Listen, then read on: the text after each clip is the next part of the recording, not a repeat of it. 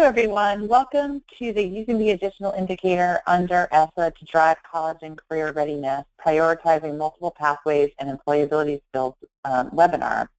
My name is Susan Theriault, and I'm the director of the College and Career Readiness and Success Center. And today we're really excited to share and engage with you about the new additional or fifth indicator that allows for non-academic accountability measures as part of the Every Student Succeeds Act and as part of holding schools accountable for a well-rounded education. We have a great presentation today. And I'm really excited for all of you to participate and for you to hear our great presenters. But first, I just want to cover a few things about the College and Career Readiness and Success Center. So the College and Career Readiness Success Center is a federally funded technical assistance center, and our aim is to really foster and build the capacity of state education agencies to implement strategies to improve college and career readiness and the eventual success of their students.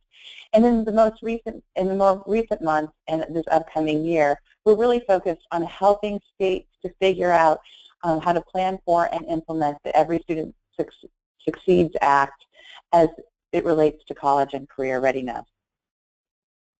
So the College and if you'd like to find out more information about the College and Career Readiness Success Center, you can hook up to our website here or contact us at ccrscenter@air.org.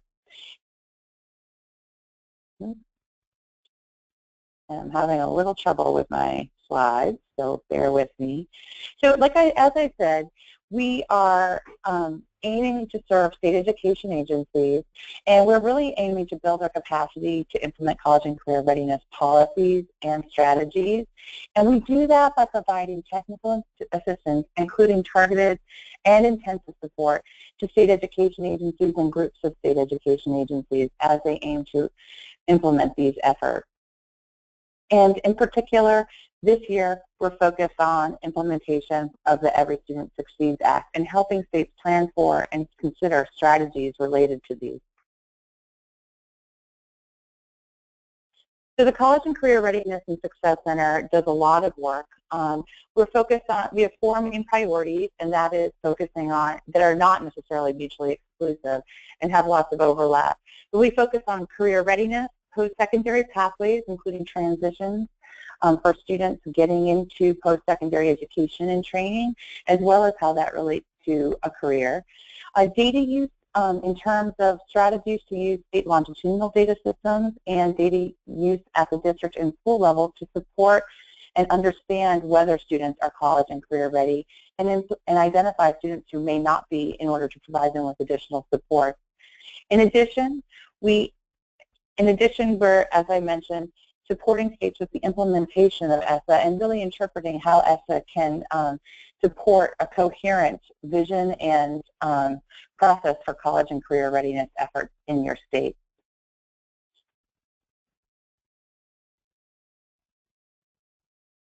Okay. So how to engage with us? So as we mentioned when we first started the webinar, everyone is on mute right now. There are two ways to ask questions during the webinar. The first is to write in the chat box, which should be in the right bottom corner, and our moderator, David English, will read those questions and direct them towards the presenters. The second is to raise your hand, and the moderator will unmute you and allow you to ask your question. Also, I want to mention that there is a post-event feedback survey that you'll see as a link here at the end of the webinar. We really encourage you to participate in that survey because it gives us really important feedback and helps us understand what needs and direction you'd like us to take our work. Finally, I do want to let everyone know that this webinar is recorded, and for those of you who are interested in obtaining information about the webinar or hearing the webinar later, the recorded webinar can be obtained at this link. So today our presenters will really provide a vast and in-depth set of information regarding the additional indicator. First, Ryan Reyna, who's a senior associate at the Education Strategy Group, He leads efforts to help states bring stronger and more impactful career-focused indicators into K-12 accountability systems, and helps to ensure that all those systems, that those systems really are measure and value students' readiness for college and career readiness. Prior to joining the Education Strategy Group, Ryan served as the director of the Office of Accountability and Data Management at the Delaware Department of Education. In that role, he led the state's efforts to develop a new multi-measure accountability system. Next, we have Nick Yoder. He is a senior consultant at the American Institute for Research and works with the Great Teachers and Leaders Center. He works on school climate, social and emotional learning, and educator effectiveness efforts. He leads the focal areas on safe and supportive environments and social and emotional learning for the Center on Great Teachers and Leaders, and he works with states and regional comprehensive centers on the integration of school climate, teaching conditions, and SEL with other initiatives. Prior to joining AIR, Dr. Yoder was a teacher in the Chicago Public Schools and an instructional coach in the Detroit area, and finally a pre-service instructor and researcher at the University of Michigan. David English is the Accountability Content Lead for the College and Career Readiness and Success Center. He concentrates on policy and implementation issues at the intersection of accountability and college and career readiness, including building state capacity to plan for and implement the Every Student Succeeds Act. Prior to this, he worked at the U.S. Department of Education as a state contact supporting the development and implementation of state ESSA waiver flexibility plans around standards, accountability, and teacher evaluation. With that, I'd like to turn it over to Dave English. Dave? Hey, everybody. Just getting set with my slides here. All right, great. So thanks, Susan. As we know, we're gonna drill down on this additional indicator of school quality or student success, and Nick and Ryan are going to set that up for us in a moment in the context of both potential SEL usage and accountability and more traditional college and career readiness indicators.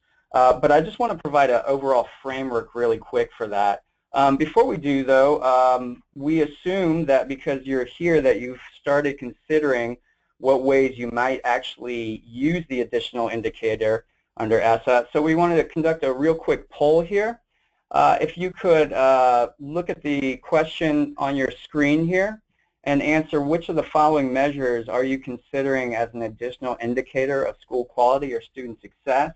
And you can select more than one.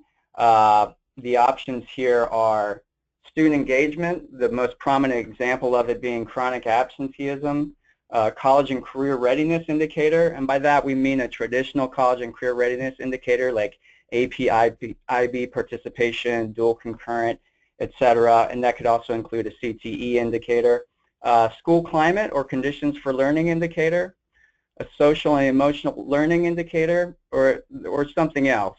That something else might be teacher engagement, for example. So I'm going to give you just about 20 more seconds to answer that question. I want to move on so we can get into the meat of the content here.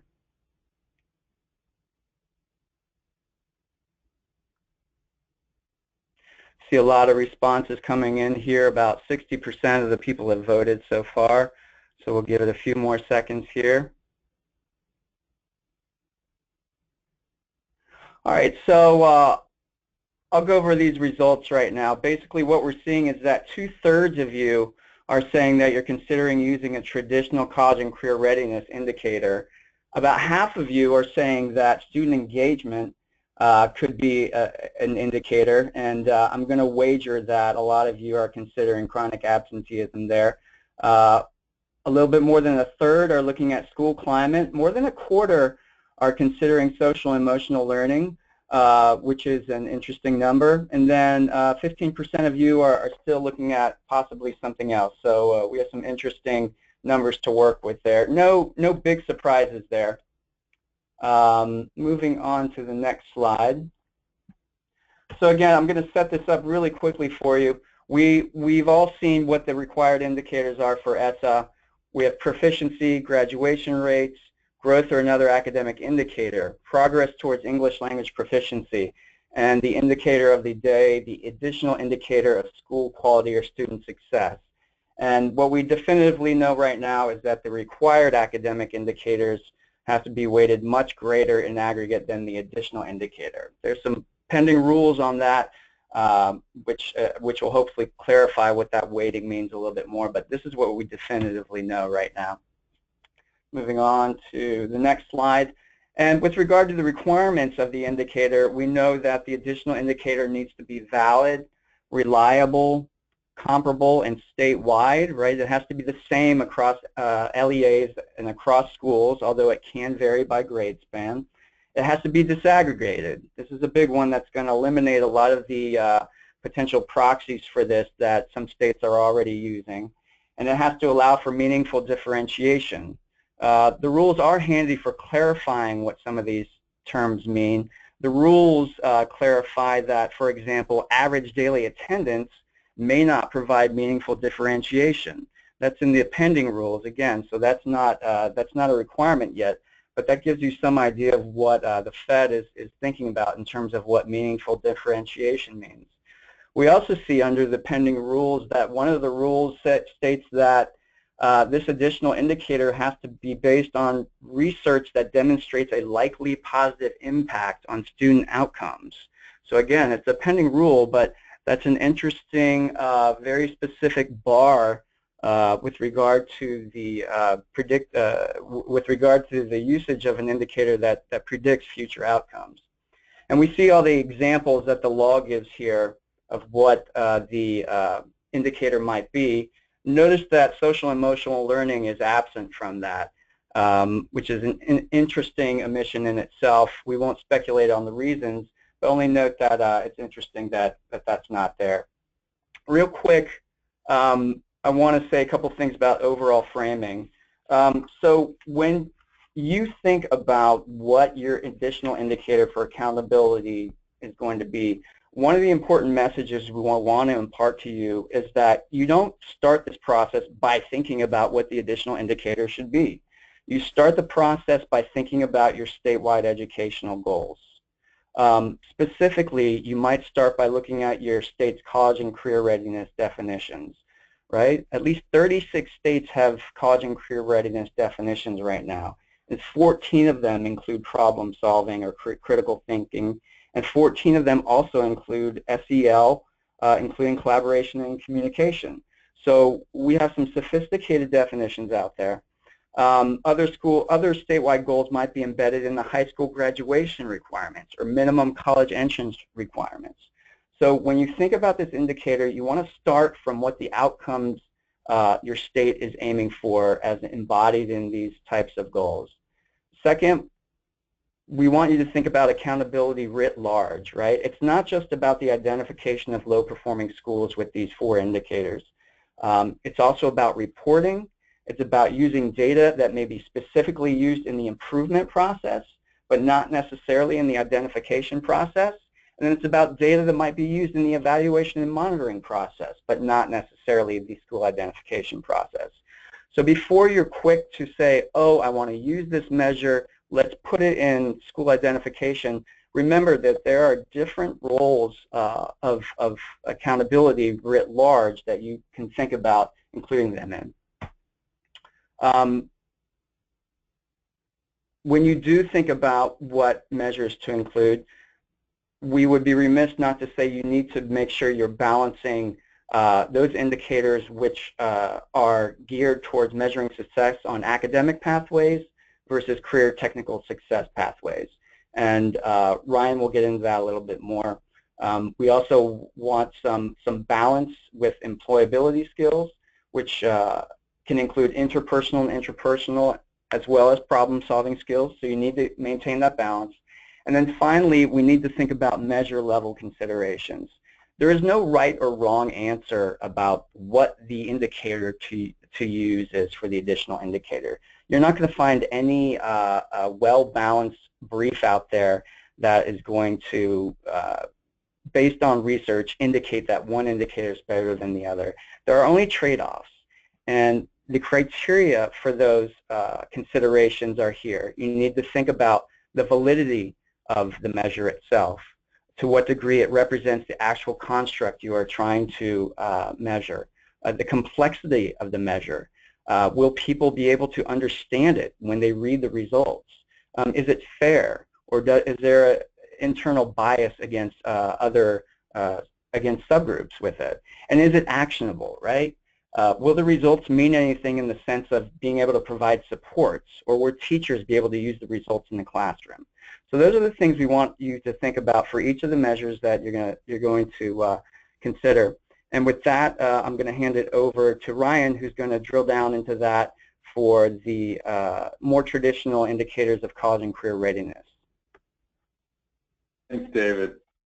Really appreciate it. I want to thank the Center for offering this webinar. Obviously a very important topic at this time, and one which I know a lot of states are deeply engaged in. As we know, ESSA presents a historic opportunity to really shift the approach of education to focus more directly on college and career readiness for all students. And I think a critical way that will come through in a lot of state plans is through their formal accountability system. So I want to talk through a little bit about what we know thus far in terms of state action in this area, as well as help you think through some of those considerations that David just laid out. Before we get started, I do want to get a sense of where you guys are in terms of your thinking. So 2/3 of you, the group just responded to a poll previously saying that you're interested in the college and career readiness measure. And so would like to take a poll to dive a step deeper to say, what is that additional measure that you would like to actually include? And so if you could select from the following choices: AP or IB exam, advanced coursework, which likely could include things like dual credit or dual enrollment, industry recognized credentials, work-based learning, and or some level of post-secondary transition, whether that's college enrollment or work placement. So I'll just give about 20 seconds for folks to fill that out.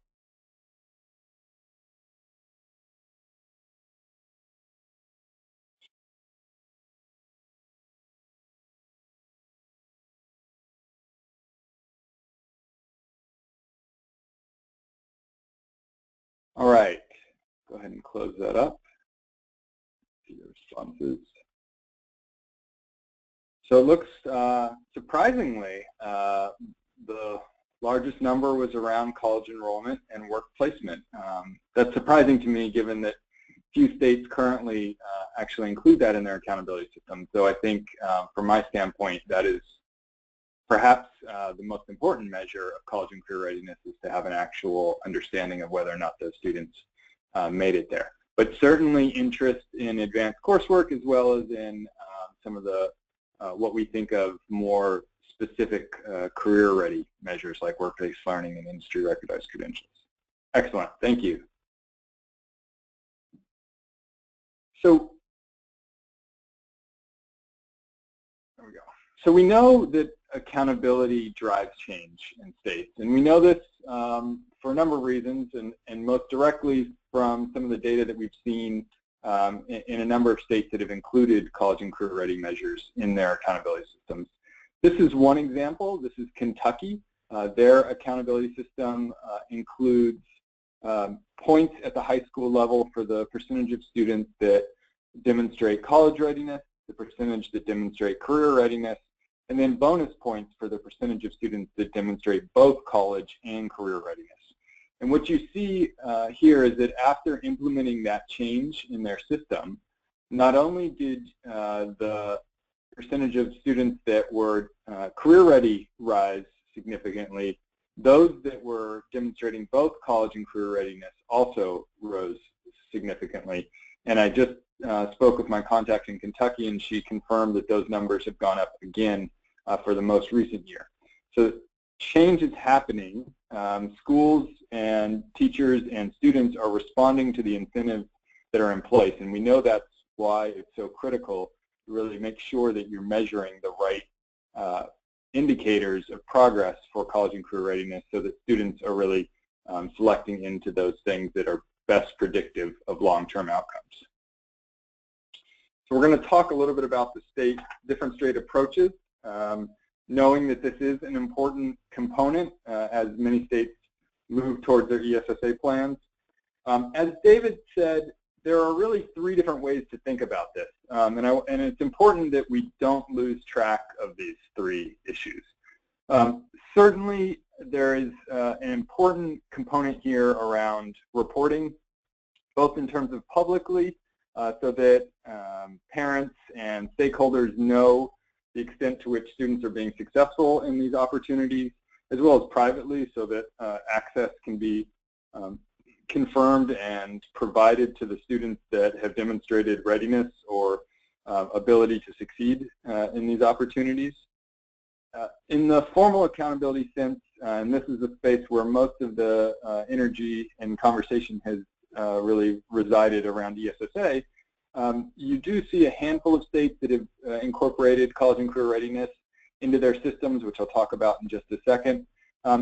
And I think perhaps in the conversations that I've had with a number of states, this does seem to be the area where states do want to use that additional indicator at the high school level for looking at post-secondary readiness, whether that's college or career. And then the final piece, which is important and sometimes does not get talked about enough, which is the whole point of both public reporting and formal accountability, is to actually drive improvement. And so states need to think about how they can build in continuous improvement processes to ensure that supports are being provided where there may be gaps, so that all students have opportunities to succeed long term.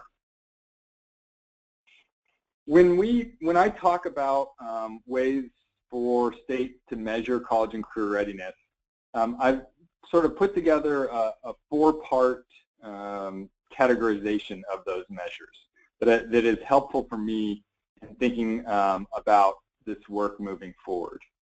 The first is what I've termed progress towards a post-high school credential. This really gets at the course-taking aspects of students.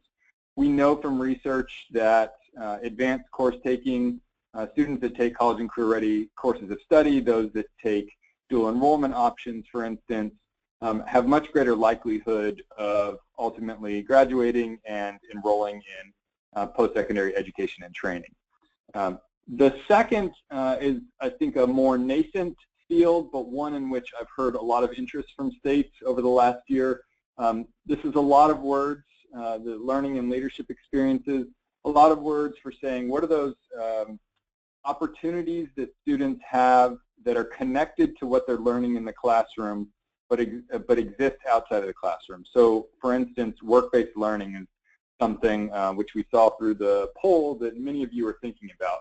That would sort of fit under this learning and leadership experience. So would service learning, so would internships or participation in other leadership activities for students.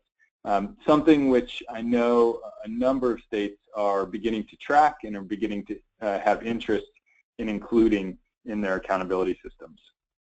The third area, assessment of readiness, really gets at sort of the traditional statewide summative assessments, but goes even more beyond that, which is looking at things like college entrance exams like SAT and ACT, at AP and IB as potential opportunities for demonstrating success in college courses while in high school, as well as on the career side for technical skill assessments or industry-recognized credential assessments that are go along with that.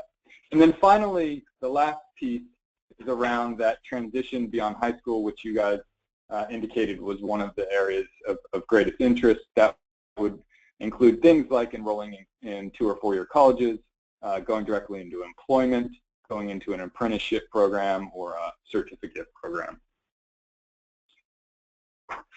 We see this in those 4 categories. We see a number of states that have already in this direction. The ESSA in their accountability systems. I think it's important to remember that, as David laid out, in the law and in the regulations, there's a requirement for school quality and student success measure, but it's a floor. It says one measure. There's nothing that says that multiple measures can't be used.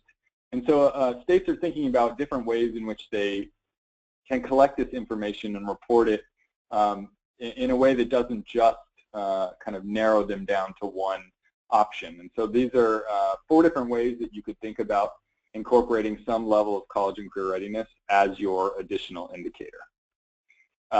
That progress towards post-high school credential, again, large emphasis here on dual enrollment, on CTE coursework, on enrollment in AP and IB. Learning and leadership, like I mentioned, is one which is less established in state accountability systems, but one of great interest, especially around work-based learning. Assessment of readiness, we're seeing much greater numbers here in this bucket as states transition to incorporate SAT or ACT as their official accountability assessment. And then finally, that transitions piece, while few states right now include that information in their accountability system, in their formal accountability system, considerable number, almost all 50 states report that information, either through high school feedback reports or other public reporting systems. So there is great interest and opportunity for moving to support the transitions piece. What we've seen by and large is that for the states that have actually incorporated these measures into their formal accountability systems to date, they are largely focused and more specifically address the traditional college type measures. Career measures, while they have, we've seen some positive trends over the last few years in terms of reporting. Few clear examples of high quality career measures in state accountability systems. Largely the focus, if you were to sort of identify career ready measures, which this report from Advanced CTE and Achieve did last year, they found that the biggest number of measures that were included focused really on dual enrollment. And so while that's important, and I think there's a growing emphasis on making sure that career options, career coursework is available within dual enrollment, there are some struggles when it comes to incorporating career readiness into accountability. Largely, one of the biggest issues is really the ability to have data in a high quality manner around career measures. Those which have predictive validity have not been successfully demonstrated in a number of states at this point because the data has been slow to come. So while, for instance, we know that it's important to have those professional skills that David talked about, problem solving, the teamwork, much harder to measure those and to incorporate them into accountability right now. The other big challenge has been that for the states that have incorporated career measures into a broader, what I've called meta indicator, so this is a number of states, I think close to 15 or 20 states have a meta indicator which includes multiple pathways, multiple options for students to demonstrate their readiness. So including things like dual enrollment, AP, industry recognized credentials, so into a single bucket and saying what percentage of students have done any one of these demonstrations. Those are great because they provide students lots of opportunities and pathways to demonstrate that information or demonstrate their readiness. They're challenging because very few states actually break out the performance of students on each of those measures. And so, for instance, we had a measure like that in Delaware where when I was in charge of the accountability system and work-based learning was included in that, we only had 6 students in the entire state that completed a work-based learning under the accountability rules, but no one would know that because we didn't report out by individual select measure what that performance was. The denominators can also vary quite a bit, and this comes into play more, I think, in the career measures than it does in the college measures. What you see is that in some states you're looking at the percentage of seniors that have demonstrated one of these areas versus the percentage of students that are CTE completers, or CTE enrollers, or 9th grade cohort. It just really challenges the public communication about how well students are prepared for that next step. And that is a good transition to talk a little bit more about some measure level considerations as you think about choosing which measure to include in your multiple measure accountability system. So on that note, data availability is, I think, probably the biggest barrier for most states when it comes to embedding college and career readiness in their accountability system. I hear time and again from state leaders who are interested in a measure but say, well, we don't have that data available and I'm not sure we're going to in the next 3 years. This specifically comes up a lot in conversations about post-secondary remediation. While it's really important measure, for many, states don't have that information outside of their own state walls, and so it makes it difficult to report holistically on students. I talked a little bit about the cohort just a second ago, so I won't go deeply into that. The issue about meaningful differentiation does also play out with respect to college and career readiness. One example is that if you look at average SAT, for instance, as a measure, you're not going to get as much differentiation amongst your high schools in the state as you potentially would if you were looking at the percentage of students that met a specific benchmark, like the college readiness benchmark. It's important to think about the ways in which you actually measure these demonstrations so that you can get some spread of performance. And then, of course, you want to make sure that the measures are predictive of long-term success. So, for instance, we know that AP passage of AP tests is associated with proficiency, associated with graduation, and ultimately enrolling in higher ed. On the actionability side, as I mentioned, that notion of a meta-indicator, while important for providing multiple paths, is challenging for educators specifically who are unable to really act upon that data because they don't know where gaps may exist. So it's important that that information is broken out and reported in a way that provides full visibility.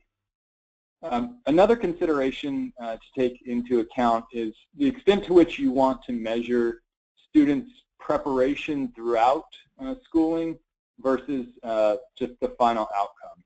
And this is one that I hear weighed a lot in conversations with states.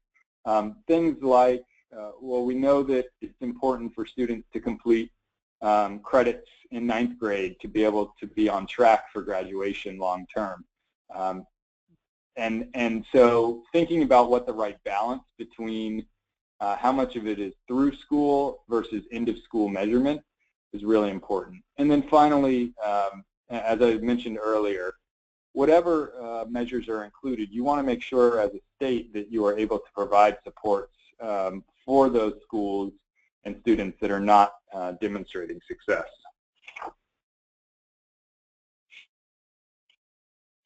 With respect to transparency,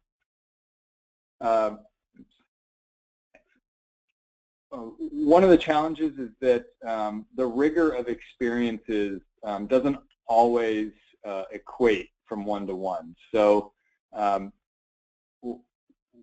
for instance, we found particular challenges with being able to identify a student or label a student as college and career ready if they only passed AP Spanish, for instance. Not to say that AP Spanish isn't an important component of a student's readiness, but I don't think that's the only component of their readiness. And so being able to sort of speak holistically about the quality of experiences and, as important, the quality of data that you have available. So aggregate information or student self-reports probably are not appropriate for putting heavy weight in an accountability system. The other piece is around what to actually expect around performance on these measures. And this is a challenge that I know a number of states have encountered recently. Whereas it may be right and reasonable to expect 80 or 90% graduation rate, at this time we know that college and career readiness is on the low end. You know, in most states we're talking in the 30% range. And so putting expectations of performance around 100% or 90% are probably unrealistic. And so you need to really base it on what students are doing today. Certainly want to make sure that access for these opportunities is available and that you're both looking at participation as well as overall performance. And then the final thing to consider is just sort of a political one, and that's the fact that in many states there continue to be conversations and debates about whether it's college or career readiness, college and career readiness. And I think it's important that you put these measures in a holistic vision that you're really trying to push forward in the state, that you don't want to stigmatize any one set of measures. And finally, I'll just mention that I think there's opportunities, in fact, for states to push beyond just this additional indicator for incorporating college and career readiness into their ESSA systems.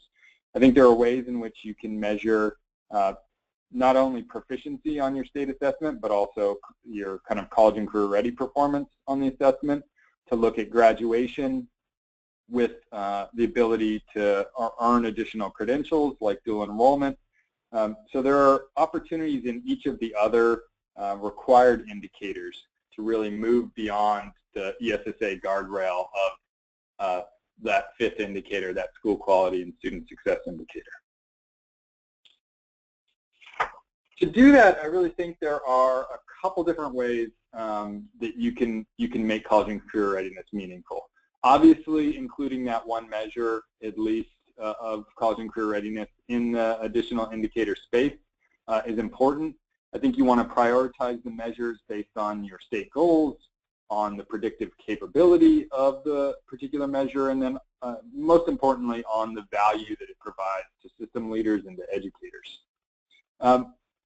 The second area, which has been talked about less, I think, amongst states, is actually incorporating college and career ready goals into your state plan. So there is this requirement in ESSA that each state has to set proficiency in graduation, long-term goals and interim targets.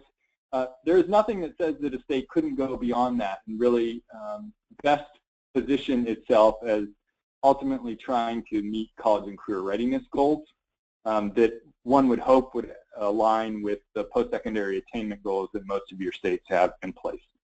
And then finally, there are lots of opportunities under ESSA for increasing reporting generally. You want to be able to provide disaggregation of performance here, as well as looking at students' progress through middle school, high school, and then ultimately in their transition into higher education and into the workforce. So with that, I'm going to stop, and I look forward to your questions later.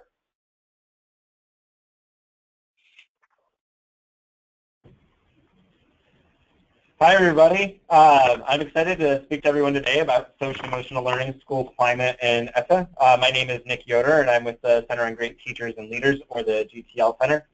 Similar to the CCRS Center, the GTL Center is a national content center with a specific focus on developing systems of support to develop great teachers and leaders in every state in the nation. As Susan, David, and Ryan have discussed, there are multiple options when considering the fifth indicator within ESSA. And we have heard that there's particular interest around SEL and school climate as a potential option. So that will be the focus of our discussion today. I would like to start off by saying that school climate and SEL, while highly related and complementary of each other, are two distinct constructs and have two lines of research. Thus, I'm going to try and speak about both of them. However, due to time constraints, I will focus a bit more on SEL than climate, as there are more resources currently available on school climate than SEL, which we'll share with you at the end of the webinar. In addition, I do want to make note that the language around SEL and quote-unquote non-academic factors are complex given the multiple names and constructs that do exist. Thus, when thinking about SEL and school climate, it is important to identify a cohesive framework to align your work to. So unlike more traditional college and career readiness and readiness, SEL and school climate aren't as widely used right now. So I'm hoping to hit 4 key points in the next 20 minutes. So I want to define SEL and school climate as well as their importance. I also want to discuss briefly how SEL and school climate have the potential to fit within ESSA broadly. And then we'll kind of talk about the SEL and climate measurement and accountability issues and concerns. And then we'll conclude by discussing a couple of state and district policies as well as providing some additional resources. So first I want to make sure that we all have a common understanding of SEL and school climate. There are multiple frameworks that currently exist and can make this space a bit confusing. So I want to make sure we are all on the same page. I'm going to go through this rather quickly so we can dig a bit deeper in the connection between SEL, school climate, and ESSA. But I'm more than happy to answer any questions about the frameworks at the end of the presentation. So when we talk about social-emotional learning, we are talking about the process of developing a set of skills, behaviors, attitudes, and knowledge that help individuals to be successful in life. In other words, SEL is meant to be for everyone and represent skills and knowledge we use on a daily basis. The Collaborative for Academic, Social, and Emotional Learning, or CASEL, one of the leading organizations that has a specific focus on SEL, identifies 5 key social and emotional competencies within their framework: self-awareness, self-management, social awareness, relationship skills, and responsible decision-making. Each competency is comprised of multiple skills such as collaboration, communication, initiative-taking behavior, and problem-solving, all skills that employers find valuable in the workplace, yet believe that their applicants could improve upon. So the CASEL framework is not the only framework that includes social-emotional skills. States and districts and researchers have used multiple other frameworks in their work, a few of which I have listed here. Many of these frameworks overlap with one another, yet are very distinct. Understanding which framework you use is important because as you think of SEL and school climate within ESSA, you want to select the framework and definitions that best fit the needs of your students, which not only has implications for measurement of these skills, but also cross-office work within your State Department, as you want to ensure that multiple offices are using the same framework in their work with educators to avoid any confusion. So why should we focus on SEL? In a meta-analysis of SEL programs, Durlack and colleagues found that when we implement sequenced, active, focused, and explicit programs and practices, students' social-emotional skills, positive attitudes, and pro-social behaviors improve, as well as does academic achievement compared to students who do not engage in SEL programs. In addition, conduct problems and emotional distress decrease. Thus, we know from research that educators can influence students' social-emotional skills, and when we explicitly focus on social-emotional skills, other important student outcomes improve. But that leads to the next question. Are they important for students later in life? In a recent study by Jones and colleagues, they found that teacher ratings of students' social-emotional competence in kindergarten predicted student on-time high school graduation, graduation from college, and obtaining a full-time job by the age 25. Similarly, they found that higher social competence predicted that youth were less likely to be arrested or receive public assistance. In other words, possessing social-emotional skills is important for life success, making it important for schools and after-school programs to focus on social-emotional skills and other employability skills. So as I mentioned previously, school climate is a distinct construct from SEL. Although many models of SEL consider the context in which students develop their social and emotional competence as a key component of their framework, and some models of school climate consider social and emotional learning environment, demonstrating the important relationship between SEL and climate. So what is school climate? School climate refers to the quality and character of school life, and is based on the patterns in which individuals experience school and engage in school. In addition, it broadly reflects the norms, goals, and values of the building. Thus, positive learning environments create the conditions necessary to support teaching and learning, including academic, social, and emotional learning. So, for example, the U.S. Department of Education model of school climate was developed to support the Ed School Climate surveys that were recently released by Ed, which has 3 domains and 13 dimensions of school climate. This model does not explicitly address SEL, but does support the conditions necessary to support student development. Whereas the conditions for learning framework defines school climate through 4 domains, one of which is the collective social and emotional skills of students and staff within a building. Research demonstrates that when there are active efforts to support school climate, there are a range of benefits for students, including improved test scores, graduation rates, and safety. In addition, there are benefits for teachers, including improved working environment and higher ratings of teacher satisfaction. So that was a really quick overview of SEL and school climate, and so hopefully we're all on the same page now of what they are. So now let's get into kind of the meat of the conversation and discuss how SEL and school climate fit within ESSA. I want to talk about how SEL fits in broadly with ESSA first before actually going into the accountability and measurement related issues, just so we have a sense of a broader picture around SEL. So the Aspen Institute and CCSSO recently put out a brief on advancing equity through ESSA, and I want to briefly go over some of those components where they saw alignment between SEL and ESSA. In addition, David Osher and Tim Shriver recently spearheaded a letter to discuss issues related to SEL, school climate, and measurement that reiterate much of what is found in this brief. So although SEL is not specifically called out in ESSA, there are multiple ways in which SEL is incorporated within ESSA, many of which include creating positive conditions for learning, in which SEL is a key ingredient in doing that. So how does it fit in? So first, ESSA, as we've been talking about, provides a broader definition of student success than traditional measures of achievement. They call for additional indicators of school quality or student success, such as school climate, safety, or student engagement, all of which relate to social and emotional learning. Thus, states have the possibility of including SEL within their definition of student success. Similarly, in Title IV, ESSA allows SEAs to describe comprehensive plans and ways in which to prioritize a well-rounded education and safe and healthy schools, including how states and districts plan to fund activities related to these priorities. States and districts have flexibility in how are they defining well-rounded education, but with recently released guidance, non-regulatory guidance on Title IV from the department, they have to specifically call out social and emotional learning as a strategy to promote well-rounded education in safe and healthy schools. In addition, ESSA encourages the development of a positive learning environment in which all students can learn. For example, state plans should describe how they will, quote unquote, improve school conditions for student learning. The law also allows certain Title I funds to be used to implement school-wide programs that support school-wide tiered models to prevent and address problem behaviors. And as I mentioned at the onset of the presentation, SEL is considered a Tier 1 or universal approach.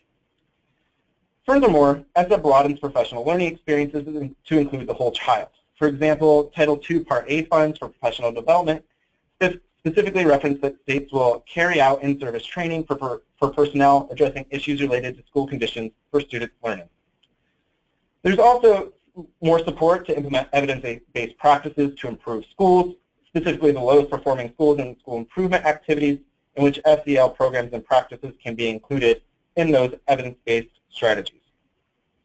Other places that ESSA supports SEL include 21st century learning communities, statewide family engagement centers, and expanding access to preschool. Thus, there are multiple ways in which ESSA can be leveraged to help develop the skills students need to be successful in school and in life, as well as supporting schools to create positive teaching and learning conditions for students and staff. Now that we have discussed the multiple places SEL and school climate can be integrated within ESSA, let's move to issues of measurement and accountability, specifically addressing the question, how does SEL and school climate fit within the fifth indicator, if it should be included at all? As Susan, David, and Ryan previously noted, SEL and school climate are one of multiple factors that states and districts can consider in their accountability system for the fifth indicator. Current SEL and climate measure is quite different, though, than the other college and career readiness measures, and that many, but not all, SEL and climate measures are generally perception-based or skill-based compared to the other college and career readiness measures already discussed. These additional measures are important, though, to consider, particularly when we are thinking about perceptions of climate, as that helps describe the lived experience of students, staff, and families. In a recent paper by the Learning Policy Institutes, Linda Darling-Hammond and colleagues stated that ESSA marks an important move toward a more holistic approach to accountability by encouraging multiple measures of school and student success. This creates an opportunity to think about accountability with an eye towards improvement and being able to strategically use measures for varying purposes. For example, they suggest that an accountability system might want to include measures that assess inputs within the educational system, such as curricular assessments, and measures that assess processes, such as instructional practices or school climate, and outcome measures, such as academic achievement, disciplinary infractions, or college and career readiness. By including multiple types of measures, it would allow us to begin to understand relationships between processes and outcomes and how various levels of the education system, federal, state, district, and schools, influence the degree to which these relationships occur. They further suggest that there are three primary reasons for accountability measures, similar to what Dave mentioned at the beginning of the webinar. Excuse me. First is identification. This relates to the regulations by ESSA that requires SEAs and LEAs to be able to identify the lowest performing schools. Diagnostic. And this is just not to identify specific schools, but identifying specific information about schools to support school improvement efforts. So for example, school climate measures provide good information about the context the school that students are learning in. Additionally, continuous improvement. So using data points to monitor implementation of strategic efforts, as well as monitoring progress towards its goal, which will be used to improve systems. For example, it may be important to formatively assess student social and emotional skills for continuous improvement. Given the multiple roles for accountability systems, they suggest collecting multiple measures to satisfy each of these roles.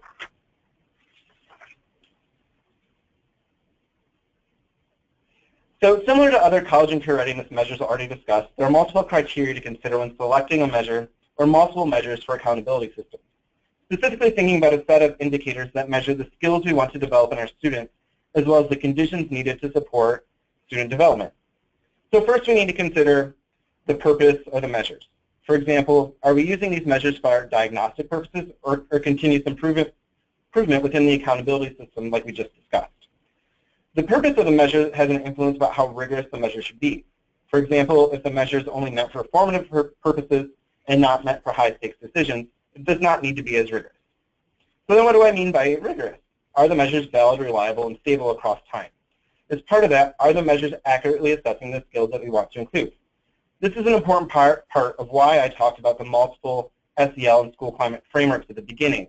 Do we have a good understanding of what we want to measure, and can we actually measure those, particularly along the developmental continuum or skills that we may develop at specific ages?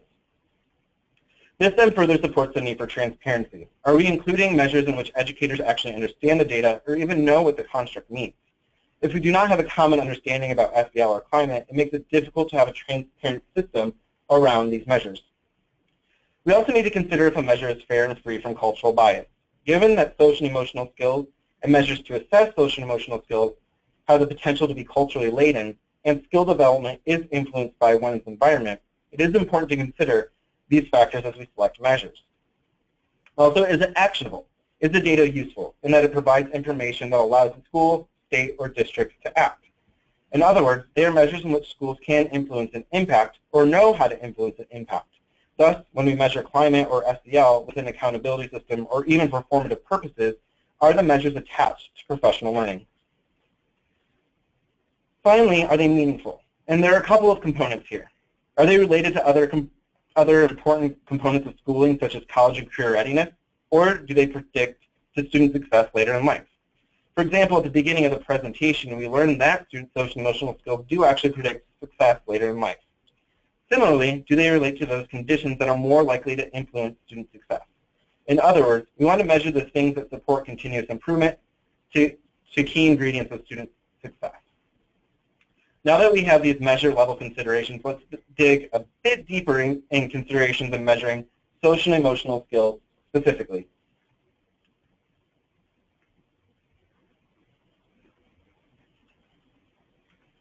Okay. So there are valid and reliable assessments of student social and emotional skills, competencies that do exist, but only when they're used wisely. For example, have you considered their utility, their purpose, and their rigor as you consider and select measurement? AIR has recently, the American Institutes for Research, has recently developed a tool called Ready to Assess that will help you address these questions around social and emotional learning measurement, which we will discuss at the end of the webinar. Although there are reliable and valid assessments, they are influenced by multiple factors, such as reference bias or personal factors. Reference bias occurs when differences found are a result from normative expectations of context rather than in actual skills. For example, some research has identified that students rate themselves lower once they engage in SEL programs, as they have a more detailed understanding about expectations of behavior and are more critical in their ratings of themselves. In addition, personal factors such as trauma and discrimination are important to consider with the development and measures of social and emotional skills, as that can influence the skills students hold. Thus, we need to be cautious about using assessments focused at the student level, particularly if we are asking students to develop a set of skills which can be influenced by the environment they are in. In addition to reference bias and personal factors, SEL measures are sensitive during specific age periods and the time in which the surveys are taken. For example, SEL measures trend down during specific age periods, particularly as students grow older and they develop a deeper understanding of themselves. In other words, scores on measures of social and emotional competencies tend to decrease even though students tend to develop additional skills as they encounter more social interactions. Based on work currently conducted around social and emotional learning measurement, direct measures of student social and emotional skills through surveys may be problematic for accountability.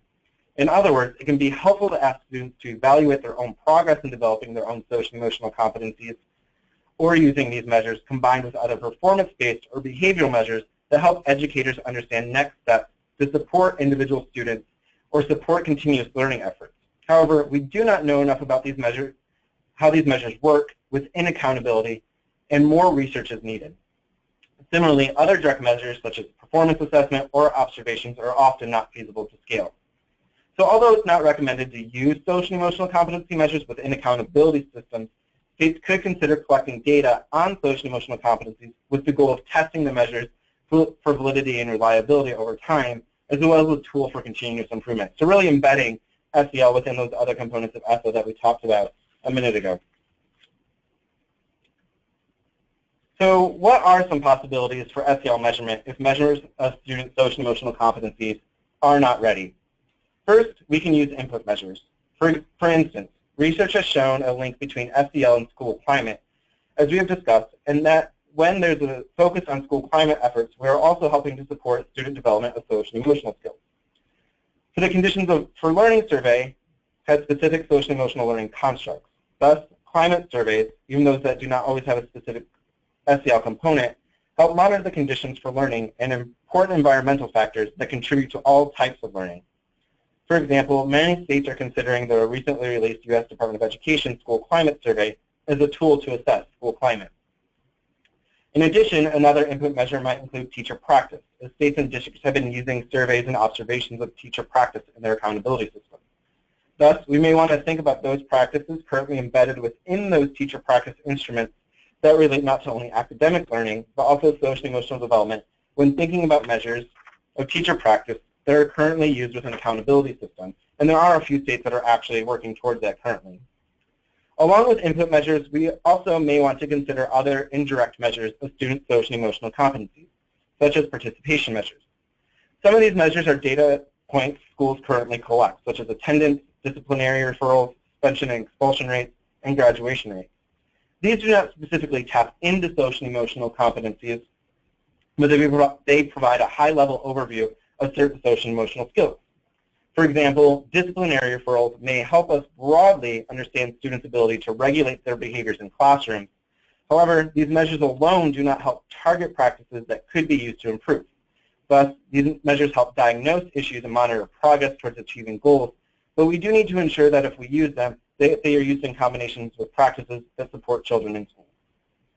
Regardless of the measures selected, it is important that the measures are tied to a system that is connected to action and improvement processes and identify systems to continue to research and understand how these measures work to scale. Finally, I want to provide some examples of current state and district policy around SEL and climate. There are only, as I said, there are only a few states or districts that are actually using SEL or climate to scale. So the examples I present are not necessarily an endorsement of their approach. However, it does provide a description of how some places are incorporating SEL and climate. Before I share two specific examples around assessment and accountability, I do want to mention that there are more states and districts that are incorporating excuse me, SEL policies and practices. This map provides a high-level overview of states and districts that are currently making strategic efforts around SEL. And in fact, there are an additional 18 states who are engaged with CASEL as part of the Collaborating States Initiative to support the development of SEL standards, policies, or guidelines, and have recently begun this work and are not currently on this map. So what might this look like in practice? Sorry, the screen froze. There we go. One place that has included both non-academic factors as well as school climate measures in their accountability systems are the 9 districts in California's core district consortium. Their goal is to create a system that adopts the 3Ms framework that is meaningful, measurable, and malleable measures. It is important to note that this system is not part of a high-stakes or punitive mechanism of accountability. Rather, if a school performs poorly on the index, it is paired with a higher-performing school to provide mentorship and capacity-building support. Their accountability indicators are broken up into 2 domains, academic achievement and social-emotional and school culture and climate measures, in which schools receive a report card on their performance on each of the individual measures that helps schools to determine what their area of focus should be. Another example I want to show is Georgia, and they use a school climate as a leading indicator within its accountability system, the College and Career Performance Index.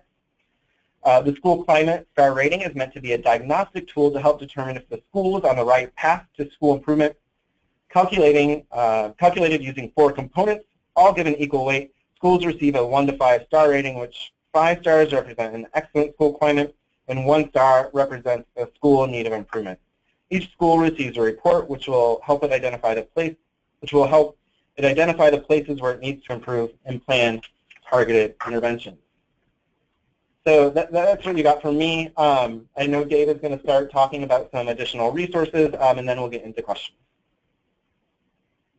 Thanks a lot, Nick. I appreciate it.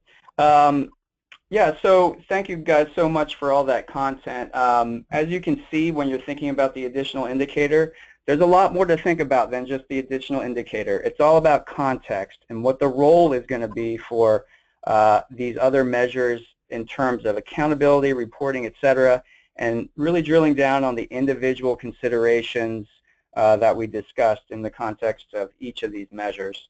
But we're not going to leave you hanging without any very specific information that can help you think about the meaningfulness of different indicators. So we're going to show you a few resources here. This first one is called Predictors of Postsecondary Success, and it was put out by the CCRS Center. And what it is it's a measure level. Oops, sorry. Go back one, please. There you go. Nope. Forward one. Thanks. That's it right there. All right. So this is a measure level. It goes measure by measure through a number of indicators that you might use as an additional indicator.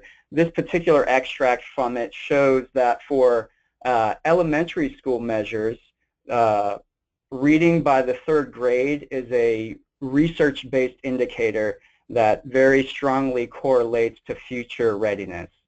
Less than 10% absenteeism in elementary school correlates strongly with future readiness. Moving left to right, you see other measure level indicators, and this brief provides the exact research citations where you can drill down to see the various levels of meaningfulness of these indicators in terms of predicting future readiness. So that's an important resource for you to look at. This next one is a brief we put out recently called Leveraging ESSA to Support State Visions for College and Career Readiness. This is important because, as we talked about, you really need to take a high-level view here. And you need to think about alignment across lots of different policies. Specifically, not only do you need to embed college and career readiness in accountability, but it has to have aligned components within how the state is deploying its assessment system, as well as how the states are thinking about what a well-rounded education is, right? We talked about, or Nick rather mentioned that ESSA introduces this idea of a well-rounded education, and that that's one important piece of this in terms of state goals. So this paper really digs down into how you can align these three components along with your state college and career readiness definition. So it really gives you a good high-level overview to start from. Finally, I want to mention this resource from Advanced CT and Achieve called How States Are Making Career Readiness Count, and it's a 2016 update. Specifically, this gives you a really good detailed account of where states are at right now with using specific college and career ready indicators. As you can see from the example here, it really drills down, and for the 2016 year, gives a full accounting of the specific measures, everything from dual enrollment to industry certification, etc. It really runs the gamut and lets you know what states are doing and provides you very good examples and links to the state's system so that you can look at more examples. And Nick's going to describe a couple more resources for you here. Yeah, I just want to go over a couple of quick resources. So one is, Are You Ready to Assess Social Emotional Development? It's a suite of tools by the American Institutes for Research that's free on their website. That kind of has three tools to it. There's a brief, which gives a state of the field on SEL assessment, and then gives a decision tree, which is the next thing that I can show you, which talks a little bit about all those different factors that I talked about in the presentation. Can you hit the next slide? I don't think I have access to it. So then there's a decision tree that kind of talks about the purpose and ethics around social emotional development, and then there's a compendium of tools that will actually help you select a social emotional learning measure if you're interested. So it gives a nice overall view of various social emotional competencies. You can go to the next slide and the next slide. And the last two, so I mentioned that there's a lot of resources currently on school climate. So the National Center on Safe and Supportive Learning Environments is probably one of the best places to go for that. It has a compendium of school climate tools, as well as the U.S. Department of Education School Climate Survey, as well as a resource package to implement a coordinated and purposeful school climate approach. And then the GTL Center that I work with has a lot of specifically related SEL-related tools for it. And those are a quick rundown of some tools that I thought that you guys could look to use. Now off to questions. All right, great. Thanks a lot, Nick. All right, so we're going to, we have about 6 minutes here to wrap things up. Please go ahead and send your questions in via chat all if you haven't done so already, or you can raise your hand. Are there any verbal questions at this moment that people want to ask? Any brave people want to speak up? I do have a couple in the chat. If not, Jessica, just speak up if we have a verbal question or a hand raised. So in the meantime, I'm going to ask a couple of chat questions here. I'm going to answer a couple of chat questions. A couple of people asked about the educator engagement piece. One person asked how it's measured, and the other asked a little bit more specifically about how you can ensure that that's disaggregated. So the educator engagement category of the additional indicator is provided an example for in the pending regulations. the regulations clarify that educator engagement is most likely going to be measured with a student survey. That is the one example provided. So again, what do we know about student survey use in accountability systems, or rather high-stakes accountability? Not much, especially in the school-based accountability space. However, if you want to check out the GATE study, we know that in the context of teacher evaluation, the use of student surveys did provide some promising results in some high-stakes situations. In fact, according to the GATE study, student survey results were found to be more highly reliable than classroom observations in some cases. So the meme that students are not reliable predictors, or I'm sorry, are not reliable observers of teacher behavior is at least not necessarily true. People really need to dig into that and keep an open mind about it for now as further research accumulates. And David, I would add that yeah. I would add that New York City included student surveys in their accountability system for a number of years and found them to be rather valid for the type of accountability rating system they had previously, and something that a number of states have looked at and studied the responses as a result of that. Great, thanks. Great, great example there. New York City is doing a lot of interesting things. There's always going to be questions about scalability, obviously, but there's a great LEA example there. Secondly, the other definition, or the other question I wanted to read was one that says, how should college and readiness be assessed? Just on acceptance into college, or should we be looking for longer-term success in college, etc.? Okay, so this speaks to the question of balance. The question isn't one or the other, right? You don't want to simply incentivize college enrollment, and you don't want to only incentivize college success. What happens if you were to only have a measure of college success? You would basically be incentivizing states to only graduate kids who would achieve high or who would attain college success. On the other hand, what would happen if you had a college enrollment measure but no college success measure? You would incentivize states to graduate students and enroll them in college without them necessarily being prepared. So the short answer is you need to balance the two. You should not include just performance or just enrollment, or just performance and just participation, because you will have unintended consequences there. Think about balance. Of course, you don't want to include too many measures because it becomes complex, but the point is you need to incentivize a balance of behaviors there. All right, so I'm looking for any other questions. We have 1 or 2 minutes. Jessica, are you seeing any raised hands or anything like that? I take silence as a no. And it looks like, I'm just making sure here. The one other thing I wanted to mention is that somebody asked where the state definitions of college and career readiness can be found.